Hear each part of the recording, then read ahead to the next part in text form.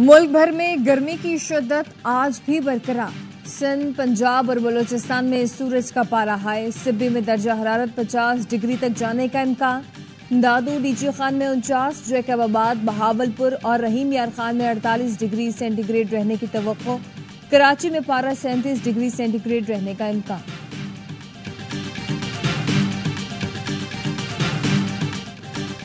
Washington में firing से खातून समेत इसराइली सफारत खाने के 2 अहलकार हलाक। वाकया यहूदी म्यूजियम में तकरीब के बाहर पेश आया। वाशिंगटन पुलिस की सरबराह का कहना है कि मुश्तबा हमलावर 30 साल के एलिस को गिरफ्तार कर लिया गया है। FBI का कहना है तहकीकात में मुमकिन दहशतगर्दी का जायजा लिया जाएगा। सदर ट्रंप ने वाकये पर अफसोस का इजहार करते हुए कहा, अमरीका में नफरत की कोई जगह नहीं है।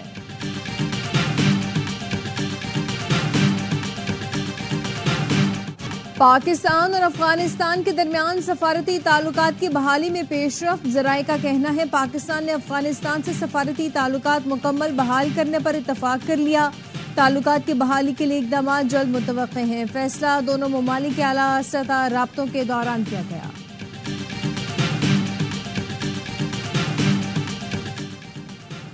भारतीय हाई कमीशन इस्लामाबाद के एहलकार को हैसियत के मुनाफी सरगर्मियों पर मुल्क छोड़ने का हुक्म। तर्जुमान वजारत खारजा के मुताबिक भारतीय एहलकार को 24 घंटे में पाकिस्तान छोड़ने को कहा गया। भारतीय नाज़िमुल उमूर को दफ्तर खारजा तलब करके फैसले से आगाह कर दिया गया। We just did with Pakistan and India. We settled that whole thing, and I think I settled it through trade. The shooting was getting worse and worse, bigger and bigger, deeper and deeper. I hate to say we got it settled, and then 2 days later, something happens, and they say it's Trump's fault. Pakistan has got some excellent people and some really good, great leader. Bharat और पाकिस्तान में जंगबंदी मैंने कराई। दोनों मुल्कों को तिजारत का कहकर जंग रुकवाई। अमरीकी सदर डोनाल्ड ट्रंप ने जनूबी अफ्रीका के सदर के साथ ओवल ऑफिस में मुलाकात के दौरान कहा, अफसोस के साथ कहता हूं जंगबंदी के बाद भारत में कहा जाने लगा ये ट्रंप का कसूर है। इसके बरअक्स पाकिस्तान के लोग और लीडर्स अजीम हैं।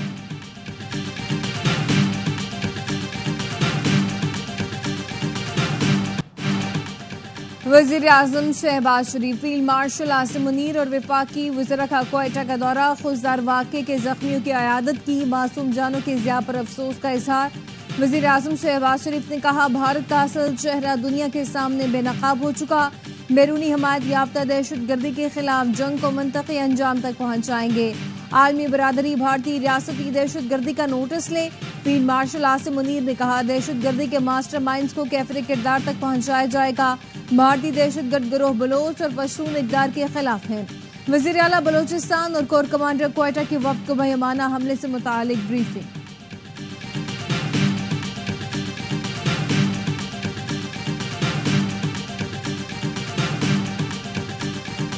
In a democracy, you don't hide these things. Inform the people what your casualties have been, that aircraft were lost. So what is the big deal if you don't disclose it to the people of India? 3 people are most culpable, along with the Prime Minister. Home Minister for the terror attack which took place in Pahalgam, the Foreign Minister for the manner in which he handled diplomacy, and third is the NSA.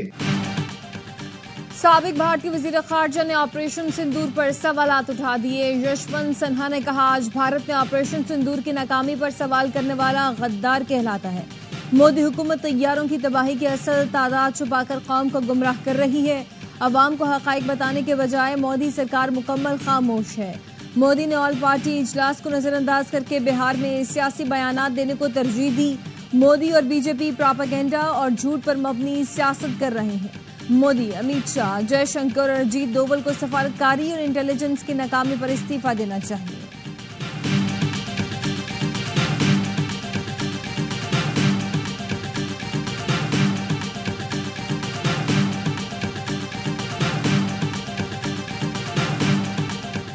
सूबे में आपकी तीसरी हुकूमत है। नौजवानों के लिए क्या करेंगे? आप सेहत कार्ड दे रहे हैं, अच्छी बात है। टेक्नोलॉजी का जमाना है। 70% नौजवानों के मुस्तकबिल के लिए IT कोर्स शुरू करें। Chief justice Peshawar high court के असद कैसर की राहदारी जमानत के लिए दायर दरखास्तों की समाअत में रिमार्क्स। असद कैसर ने कहा, हमने सवाबी में कॉलेजेस और यूनिवर्सिटीज बनाई। चीफ जस्टिस एहसन अतीक शाह ने कहा, पड़ोसी मुल्क 840 अरब डॉलर की IT सर्विसेज एक्सपोर्ट कर रहा है, हम सिर्फ 2 अरब की कर रहे हैं।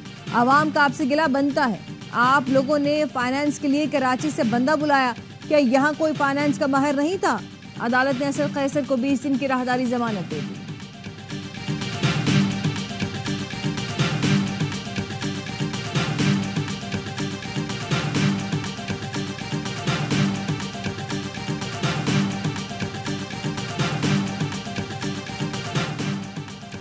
वजीर सेहत मुस्तफ़ा कमाल से फ़लस्तीनी वजीर सेहत की मुलाकात। मुस्तफ़ा कमाल ने फ़लस्तीनी हम मनसब को वजीर आज़म शहबाज शरीफ का पैगाम पहुंचाया। कहा, पाकिस्तानी कौम बहादुर फ़लस्तीनी अवाम के साथ खड़ी है। इसराइल का अस्पतालों और तिब्बी हमले को जानबूझकर निशाना बनाना इंतहाई अफसोसनाक है। ये नस्ल कुशी पर मबनी मुहिम और मजालिम फौरी बंद होने चाहिए। पाकिस्तान का फ़लस्तीनी कौस से गैर मुतज़लज़ल आज़म का यादा। फ़लस्तीनी वजीर ने पाकिस्तान की तारीख़ी हिमायत को सराहा।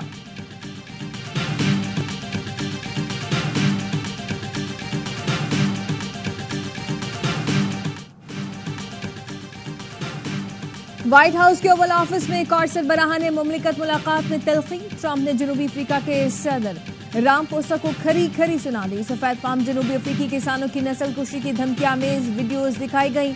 सदर रामपोसा ने कहा, ये वीडियोज जनूबी अफ्रीकी हुकूमत की नुमाइंदगी नहीं करती। सदर ट्रंप बोले, हमने जनूबी अफ्रीका में सिर्फ सफेद पाम किसानों की लाशें देखी। ट्रंप का जनूबी अफ्रीका के सफेद पाम किसानों को अमरीका में मुहाजिरीन के तौर पर कबूल करने का फैसला।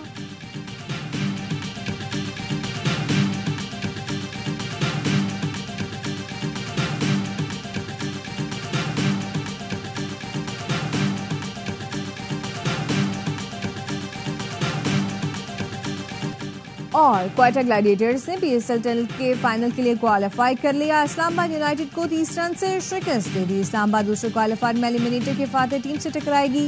मेगा इवेंट का एलिमिनेटर आज कराची किंग्स और लाहौर कलंदर्स के दरमियान खेला जाएगा। तमाम मैचेस देखिए A स्पोर्ट्स पर बराह रास्त।